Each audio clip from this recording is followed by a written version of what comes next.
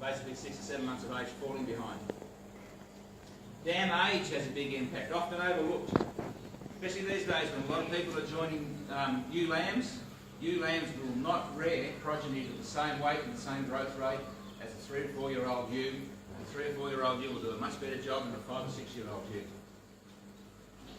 And whether those sheep have had a parasite or a disease history, even if you've been trying to get worm egg counts and you've run them pretty hard in a commercial situation or a state situation, that can have a little bit of an impact on the way a sheep will ultimately look when it's up for sale and when you go to select from it. So after all that, all we want is this bloke back here. We don't want you buying rams or potential genetics on all this stuff here.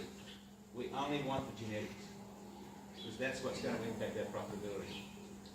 The other thing is that, leading on from that, is what an animal looks like is there's got to be a representation of the genes that it holds within. So I'm going to talk about heritability a bit. I'll try and make it really simple.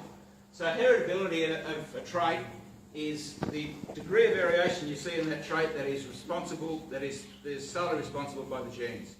So excluding feed. So if we look at traits like wool weight and micron, really lucky that when those blokes bred merino ewes hundreds of years ago, that the two traits that they were breeding for were micron and wool weight are the most heritable traits basically in the industry. So if they hadn't been highly heritable, they wouldn't have made much gain. But because they were able to visually assess wool and weigh fleeces, they were making gains based because most of the variation that they were seeing was due to genes and not due to environment. It'd be good if all the traits that we had were highly heritable, but they're not. Things like fat and muscle and intramuscular fat, I'll start talking about genomics in a little while. Intramuscular fat and shear force, tenderness in meat, are all moderately heritable. Between 10 and 30% of the variation you see is due to the genes. The rest of it is impacted by environment. Makes it a little bit harder to actually visually look and weigh sheep and work out which genes are working and whatever.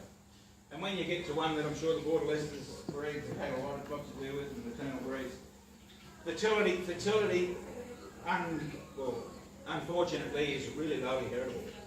It's lowly heritable because there's so many environmental factors that can influence fertility. Number of lambs born, number of lambs weaned.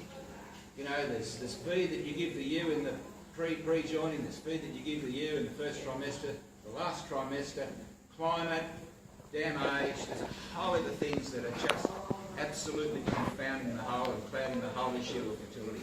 So it makes it really hard to work out what the genes are actually doing.